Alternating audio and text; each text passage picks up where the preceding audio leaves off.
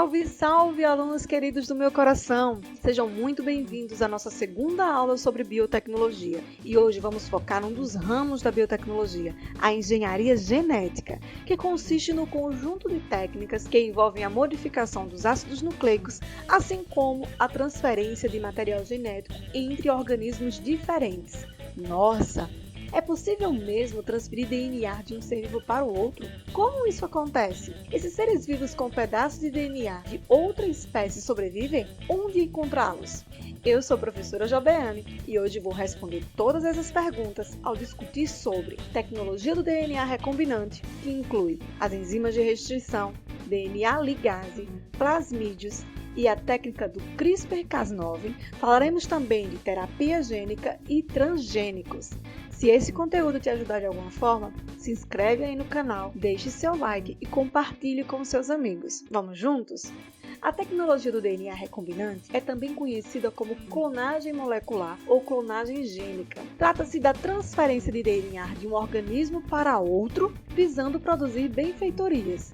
Esse processo segue algumas etapas. O primeiro passo é identificar o gene de interesse. Suponhamos que estamos querendo a porção do DNA que tem informação para a produção da proteína insulina. A insulina é um hormônio cuja função é permitir a entrada da glicose nas nossas células. Quando a insulina falta, a glicose acumula-se no sangue, causando diabetes. Após identificado, o segundo passo é isolar o DNA do organismo que contém o gene desejado. Este recebe o nome de organismo doador. No nosso exemplo, o doador são células humanas do pâncreas. O passo seguinte é cortar esse gene, que tem a informação para a produção da insulina, e extraí-lo do restante do DNA. Isso é possível graças às enzimas de restrição. Estudando bactérias e vírus, os cientistas observaram que as bactérias utilizavam enzimas para picotar o DNA dos vírus que tentavam invadi-las e conseguiam destruí-los. Eles descobriram que essas tesouras bacterianas poderiam cortar qualquer DNA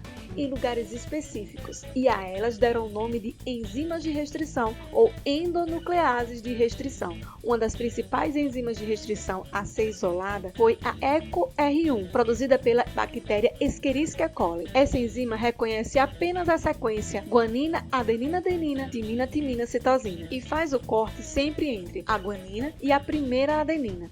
Hoje existem centenas de endonucleases, cada uma com um corte específico, o que permite extrair qualquer gene de interesse em laboratório. O quarto passo é unir o gene ao DNA de outra espécie, que é chamado de vetor. Geralmente, os plasmídios, que são moléculas de DNA circulares existentes naturalmente nas bactérias, são usados como vetores. Isso porque eles permitem a inserção do DNA externo e são capazes de se replicar independentemente do cromossomo bacteriano. A DNA ligase é a enzima responsável por unir essas duas moléculas de DNA, funcionando como uma cola. Assim, o fragmento do gene-alvo se une ao vetor, formando o plasmídio recombinante. O quinto passo é chamado de transformação e consiste em inserir esse DNA recombinante numa célula hospedeira para iniciar a reprodução celular. O penúltimo passo é produzir os clones do DNA recombinante. Nessa etapa, a célula transformada com o vetor recombinante se dividirá em milhões de células, fazendo milhares de cópias do gene de nosso interesse. No nosso caso, o gene que tem informação para a produção da insulina. Por último, ocorre a indução para a expressão do gene-alvo, ou seja, as células produzirão as proteínas a partir desse DNA recombinante. No nosso exemplo, as células hospedeiras estarão produzindo milhares de moléculas de insulina em laboratório para serem usadas posteriormente pelos diabéticos. Vejam só, algo que era produzido pelo pâncreas dos seres humanos passa a ser produzido em laboratório. Não é fantástico? Outra forma de edição do DNA é o sistema CRISPR-Cas9. Desenvolvido a partir de mecanismos internos de defesa bacteriana, o sistema CRISPR possibilita a edição do genoma através de clivagem, ou seja, do corte do DNA por uma endonuclease, geralmente a enzima Cas9, guiada a partir de uma sequência de RNA que é capaz de parear com as bases de uma sequência alvo. Em outras palavras, pessoal, não é mais necessário ter uma enzima de restrição específica, basta ter um CRISPR e associá-lo a um RNA guia para reconhecer a sequência do seu interesse a ser modificado no DNA. É uma técnica rápida, com relativa facilidade de manipulação e baixo custo quando comparada às técnicas anteriores. É designada como o futuro da edição genética. Outro desdobramento da tecnologia do DNA recombinante é a terapia gênica, cujo principal objetivo é substituir um gene defeituoso de um paciente por um gene sadio, o que pode levar à cura de algumas doenças ou mesmo ao alívio dos seus sintomas. Geralmente, um vírus é escolhido para ser o vetor do gene sadio a ser introduzido. Isso porque os vírus são naturalmente especializados em invadir células e nelas introduzir o seu material genético. Entretanto, para ser um vetor, o vírus sofre modificações nas quais são retiradas informações genéticas que possam desencadear a resposta imune. Apenas os genes essenciais são mantidos. Um exemplo de doença que já pode ser tratada com terapia gênica é a deficiência da lipoproteína lipase, que causa graves crises de pancreatite. Para esse problema, é utilizado um medicamento que contém um vírus modificado que carrega o gene que garante a produção correta da lipase.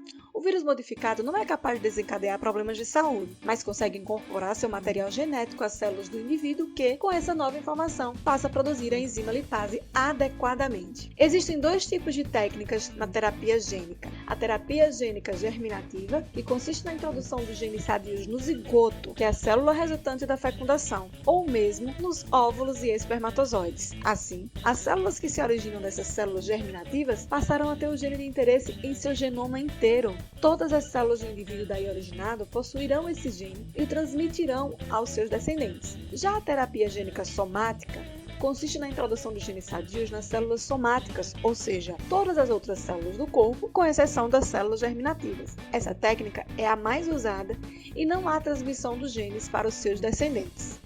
E os transgênicos, onde entram nessa história? São chamados de transgênicos os organismos geneticamente modificados, OGM, ou seja, são seres que receberam genes de uma outra espécie através da técnica do DNA recombinante, passando assim a possuir uma característica que naturalmente esse ser não possuiria.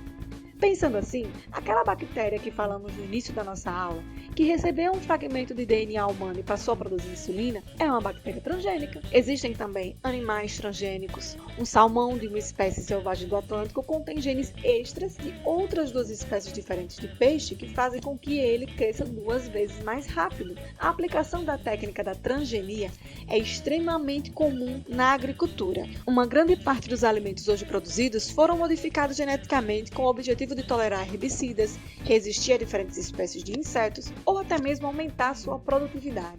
Isso acontece com a soja, o milho e o algodão.